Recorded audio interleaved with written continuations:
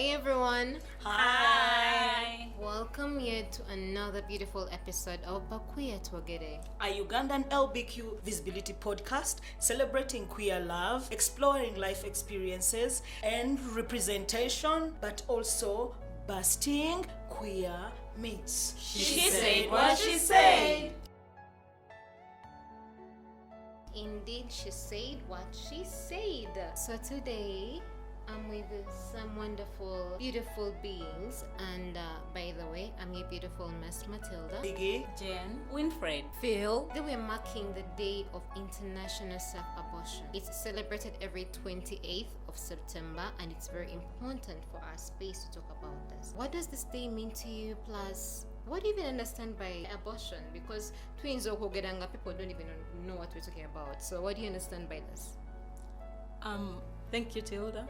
An abortion is a procedure to end a pregnancy, and it can be done in two ways. One would be for you to take medicine, which is prescribed, but the other would be surgery, which is a surgical procedure. What does this day mean to you, the 28th of September? Because there's a lot of noise going on in the LBQ community, and they think we shouldn't, but what does it mean to you as an individual, as a leader? The whole world celebrates 28th September as the annual day of action in support of the right to self-abortion. And this day originated in Latin America in the 1990s, and it was just until 2011 that the World Health Organization adopted it for the whole world to celebrate as the day for self-abortion. And it's a very important day for us, especially as women of Uganda, because Uganda is a country where abortion is still very illegal, and for us as queer women, it's twice the fight, because already we are stigmatized for the kind of women we are. So a conversation about self-abortion is a conversation that is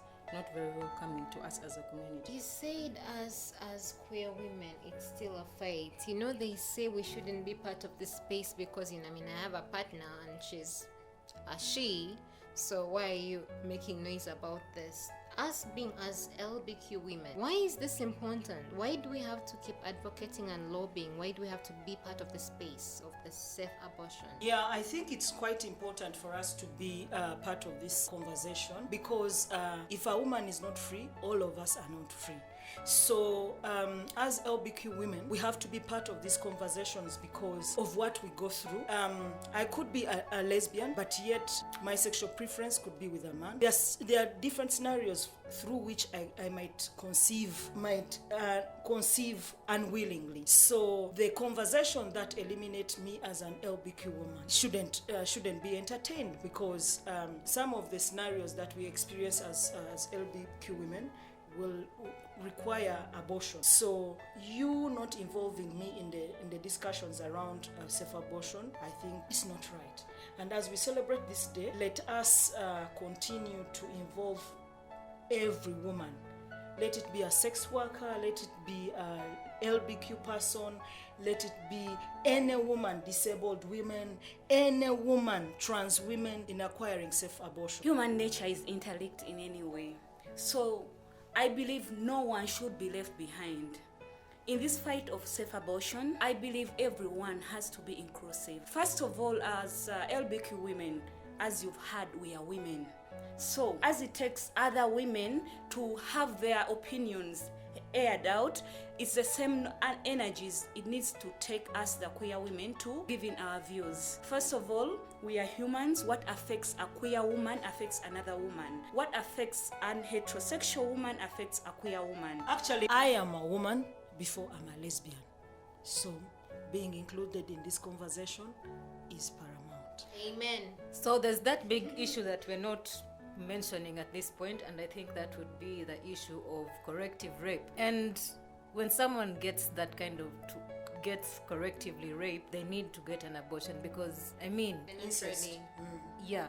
And then when you look at the situation we live under today, during the COVID times, very many girls were raped, and then they're being termed as child or underage pregnancies. We need to first of all take away this kind of notion and making words and making things seem light. For example, you can't say underage pregnancy. That's a rape and it happened, yeah? Especially under the hands of our parents and all that. And then for me, I think there's literally no way to describe safe or unsafe abortion, because the woman remains at risk, because it's a very invasive kind of thing to go through. However, queer folks can also have consensual sex, because as an organization we represent LBQ. We have bisexuals within our community. Bisexuals exist. So how somebody gets pregnant, regardless of their sexual orientation or gender identity, should not be anyone's business. Like, everyone should have a right to be able to terminate a pregnancy that they do not want, for whatever reason it is. Whether it's social, whether it's cultural, or whether it is a financial situation or medical. Someone should have a right to decide if they want to carry a baby or not. Yeah, in regards to that, I want to share an opinion. Someone talked about corrective rape and all that. What first came to mind is a lot of incest has been going on. especially during this period of Oh my god, and the fact that we have actually been strained to go to places that can actually shelter us because we can't afford to. We've been able to deal with fathers and mothers and uncles and brothers doing whatever shit they want to do to us. People are not ready for these tapes, and at times people actually have to go out there and figure out a way, and you cannot force a person to keep certain things. And the fact that they're not even making enough noise for this is actually frustrating me, but I'm trying to keep my calm. But I wanted to share that point, like we are going through a situation whereby women or I don't know how you identify as an individual, but we've been forced to carry pregnancies that we actually do not want to hold on to, and that is frustrating alone, because a person has to have a right to their body and decide what exactly they want.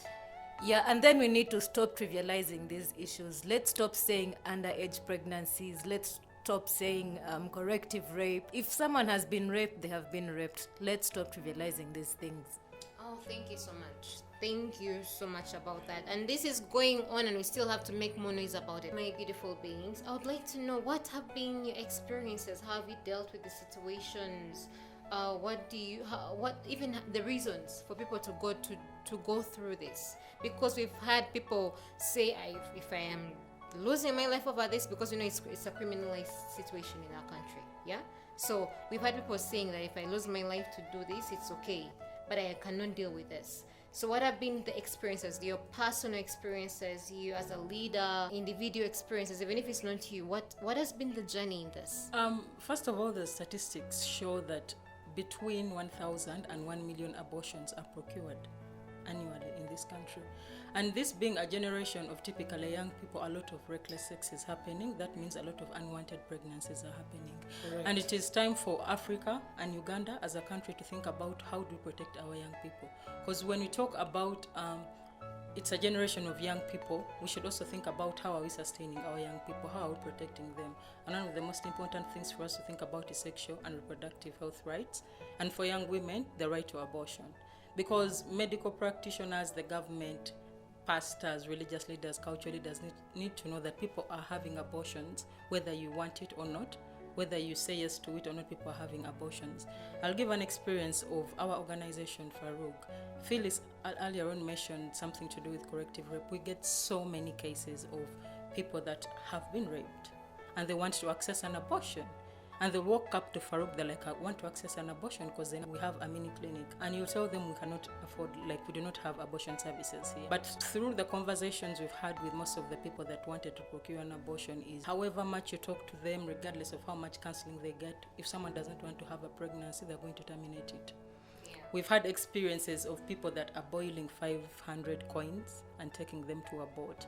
We've had experiences of people that are boiling Coca-Cola and so much tea leaves and taking them. We've had experience of people going to small clinics in Katanga. And I have heard of the hangers. I don't know much about them, but I've heard of them, and that's very radical. I've also heard about it. And it's very painful that our government, our Ministry of Health, is closing its eyes to this and pretending like they are availing post-abortion care, but not minding about how this person is getting their abortion. Because if you see the statistics of countries like Norway and the Netherlands, where abortion is legal, so few people are aborting because they know they have that opportunity. Even those that are aborting in a very safe way, so they are getting very few complications. However, here it's happening. We are losing so many young people. COVID has happened. We have so many pregnancies of young people. Some of them will want to go back to school, and the only opportunity or chance they'll have is to abort. And because it is not safe and it's not legal, how are they going to do it? They're going to do it unsafely. So it is, I think, time for us to stop pretending like abortion is not happening and rather figure out how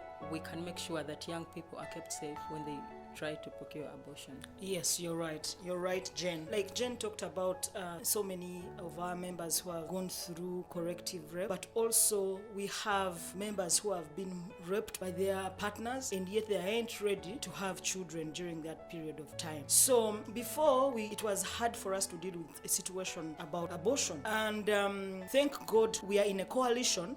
That is a coalition to stop maternal mortality due to unsafe abortion. That is called 𝐀𝐟𝐫𝐸. We are part of the group that discusses issues around safe abortion and how someone gets post-abortion care. So meaning also our members can easily safely get safe abortion care, then post-abortion care also through 𝐀𝐟𝐫𝐸 coalition. So dealing with issues, we've had so many members come around. One was raped by an uncle, the other one was raped by a gang during COVID. By the way, during the first lockdown, we had 4 cases of rape. One was raped by unknown men as she was walking back home. So if we were not part of 𝐀𝐟𝐫𝐸, maybe we wouldn't have known how to deal with her situation. But because we are in a consortium, we managed to get services for her to get an abortion and also the care after abortion. With all the experiences mentioned and some you've known from either radios and TVs, I think I would suggest that we change the word to not celebrating commemoration of unsafe abortion, because if we say in the commemoration of a safe abortion, it's like we are massaging the words, and thus the people responsible to work on those laws and policies that restrict safe abortion will feel comfortable because they will think they've achieved something. Yes, there are milestones for us to celebrate, but again, if we use words that seem to be there is something more that we've gotten, they'll get in the comfort zone. I would suggest we make it a day for commemoration of a day to recognize unsafe abortion. Yeah, so my experience with abortion, I would say, has been horrific, because at school you would find young girls getting pregnant and they would have to abort. Like, we'd just find lots of blood in a basin and you're like, what is happening here? And then the girl would be shamed and then they'd have to leave the school. And then I also remember back in the day when I was still employed somewhere, our boss told one of the female employees that, I hope you're not pregnant because you're one of the best employees in this company. So you can imagine if she was pregnant and wanted to get an abortion, what could she have done? And then there's also the issue of stigmatizing people who go and get abortion. They are seen as prostitutes, which is not bad, and I'm not slut shaming anyone or saying being a sex worker is bad, but there's a way we've come to stigmatize being a sex worker. So when someone decides to get an abortion, they are seen as an abomination or a loose woman, as a promiscuous woman who just goes out there to get pregnant and then, go get an abortion. You guys have said a lot of very enlightening stuff, but something that actually I've noticed is, as much as I might have a partner who is a female, what if I want to go on the side and just have pleasure on the other side? I am entitled to that. It's my body. Yes, you are. Yeah. Entitled to. It's my body. And then during that time, maybe the contraceptives don't work, maybe the condom breaks, and I'm not ready. That too happens. And I'm entitled to this. And you know what's funny? Because of the stigmatization we feel, I find myself hiding and going through the worst measures to actually do what? Get rid of whatever is inside me, Like, this also happens. People think that because you're a lesbian, you can't be able to have sex with a guy. Yet actually, it's possible. Your orientation doesn't define who you have sex with, At times there are those moments. So this actually happens in our society and yet actually stigmatized, and then you find someone willing to lose their life to actually get rid of something they can't deal with. Also, the things we do for love, because you mentioned something that had me thinking. If we think of heterosexual relationships, sometimes there is a couple, there is a girl and a boy, and then they're having sex, unprotected sex, and then this person will get pregnant, and because the boy is probably not ready to be a father, he's going to force this person to abort. But also in our queer relationship, sometimes you have a girlfriend and you've had conversations about pregnancy, right? So maybe you decide to sperm dump, steal a sperm, get What's pregnant, that? steal a sperm, Or still a sperm. get pregnant, and then if your partner decides they don't want to like be part of the baby process. It may be a scary thing for you considering that you are lesbian. So you may also then decide you're like, I cannot be with this baby alone, I'm going to have an abortion. So abortion is not just for heterosexual women. Like, this is a conversation for every woman. Every woman at some point has had an abortion, has thought of having an abortion, or has been forced to have an abortion. Or has escorted someone who needs the abortion. And the fact that you have autonomy to your body, you can decide to do whatever you want to do with what is growing inside you. And for the fact, we see women who stay with pregnancies until 9 months. A child is brought to this world. In 2 weeks, she has strangled the baby. The kid is in the toilet. So because there are stringent laws around abortion, if we make it easy for anyone to access, to be able to decide whether they want to carry a child or not, I think we will not have so many of those instances where we find children in the toilet after carrying it for 9 months. For crying out loud, abortion should be legalized. I should be able to decide when to have a baby and when not to have a baby. My worst experience was with our security guard's wife. So this young man had a wife, and because he used to get drunk most of the time, imagine a security guard whereby the wife was the one opening for us the gate in the night because the husband is drunk and dead asleep. He used to beat her up all the time. So she happens to get pregnant, and she wants to get rid of this baby because she realizes that the man she's with is not responsible enough to raise a child with. So she decides to use the worst measure. Had I not known about 𝐀𝐿𝐬𝐬𝐿, we would have lost that person, because I don't know the measures that she used. We found her bleeding, blood coming out, staying in a one-room small house. So blood started flowing outside. In the morning, we realized that some blood has come out. We thought she was murdered by the husband, but on opening the door, the woman was dying because of the unsafe procedures she used to terminate the pregnancy. We had to call in an ambulance and make sure that she got help. She survived. But imagine those days without anyone speaking about abortion, and we would have lost her life. As a Christian queer woman who has ever done unsafe abortion, I strongly advocate for safe abortion, because many people are out there losing lives. Many people can't give examples of how the experience they went through. Religion is one thing that has brought so much fear into people. So we end up not fearing to go to hospitals to do abortion. I am a person who has ever experienced a fear to go to an hospital to do abortion, and I did the unsafe ways. I almost lost my life, and because of that, and because of that day, and because of other people I've known who have done unsafe abortion, I strongly advocate for legalizing safe abortion. You guys, my heart is actually aching because I'm hearing all these things. Phils, what do you think? Because I want to ache more, seriously listen to this, is very important. So I was going to say, there are times when someone, when we talk about abortion, people think we don't like children. And there are times when someone wants to do an abortion because maybe when they went for a scan, they noticed that the child is not healthy or the child is not going to make it. Very important. They should be able to get that abortion. And then another thing that I'd like to talk about is the aftercare. Because just because someone has aborted, it doesn't mean they were not pregnant. And they should be treated just like how a pregnant woman who has given birth would be treated. They need that aftercare. They need all that love and support. They need the counseling. Let us treat people who have gone and done abortions just like how we would treat someone who has gone through a real birth. Thank you, Phils. Something just came up in my mind, and it reminded me of a situation that we dealt with. Stigmatization of masculine lesbians and trans men also pushes someone to use unsafe abortion measures. We had a trans man who got pregnant, and he was looking for support to get rid of the pregnancy. Imagine if we didn't know anywhere where they could get a safe abortion clinic, a clinic that they could get support.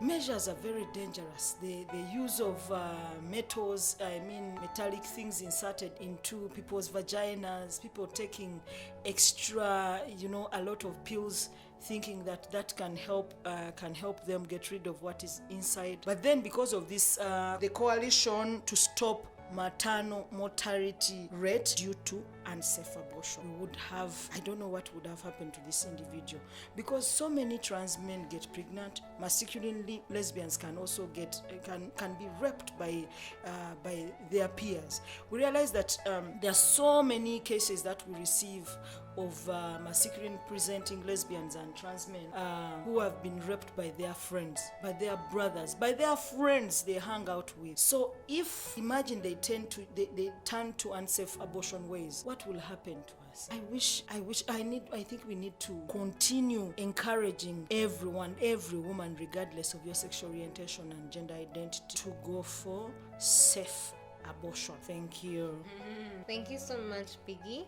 I have escorted a few people to go for, abortions. And before I got all out of my religion to understand what they're going through, it was painful and traumatic. And that doesn't mean that because it's painful and traumatic that they don't have a right to do it. And in regards to that, we're talking about body autonomy. Body autonomy is when you actually have a right to use your body the way you want your body. But then our culture, our society has raised us to be human beings for another person. Women have been raised to be for men. Kneel down, dress nicely for a guy, or take care of yourself for a guy. It may not even be a guy, or even for your partner, whatever your partner may be. I don't know what partner you choose to be. And in regards to that, how do we actually, amidst this dictation of someone's body autonomy, of telling them, because we are having people who are not even women or females deciding that this is a criminal situation of aborting.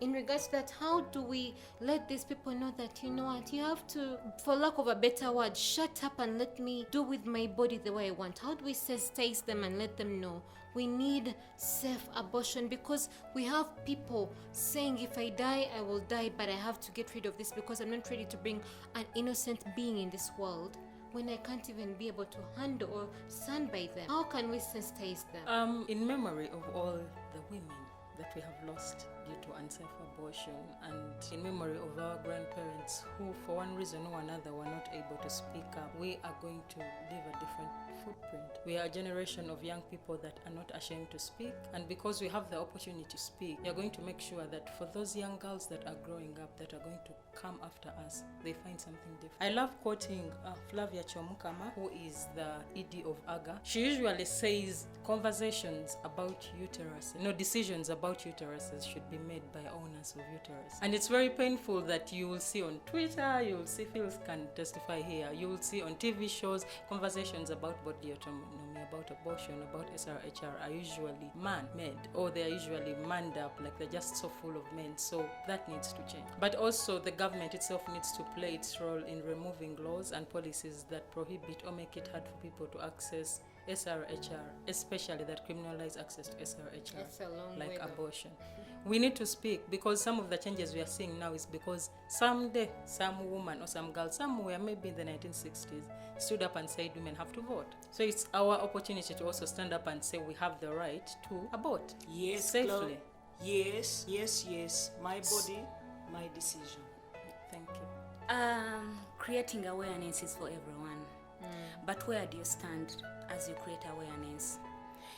To me, I will ask our brothers not to own us, because I believe this is part of patriarchy.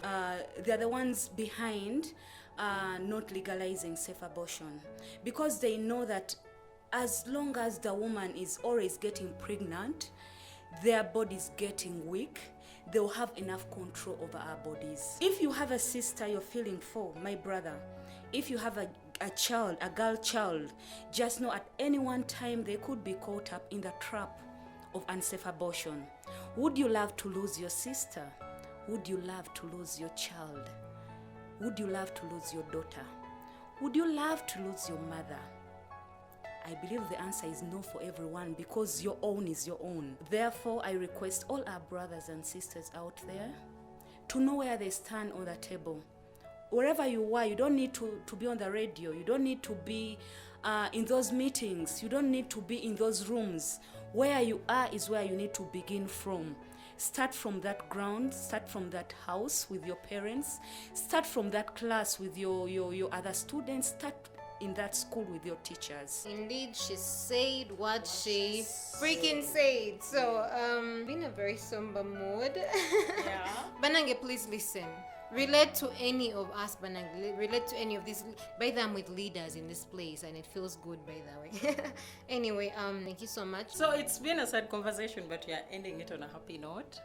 Shivan, who is our member, is the first East African queer woman to be nominated for a and we are calling upon you to vote. Our listeners, please vote for her so she can bring the award home, so she can bring that queer award home. You can follow our socials to learn more about how you can vote for her and make sure she brings the award home.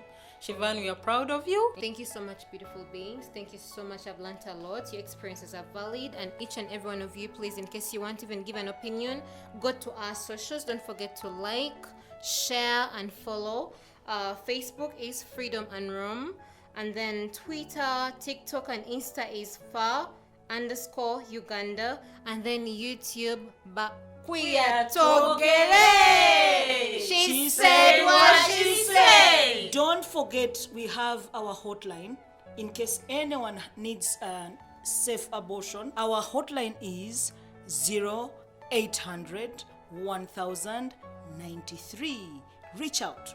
We'll give you the support that you need. She did said what? What she said.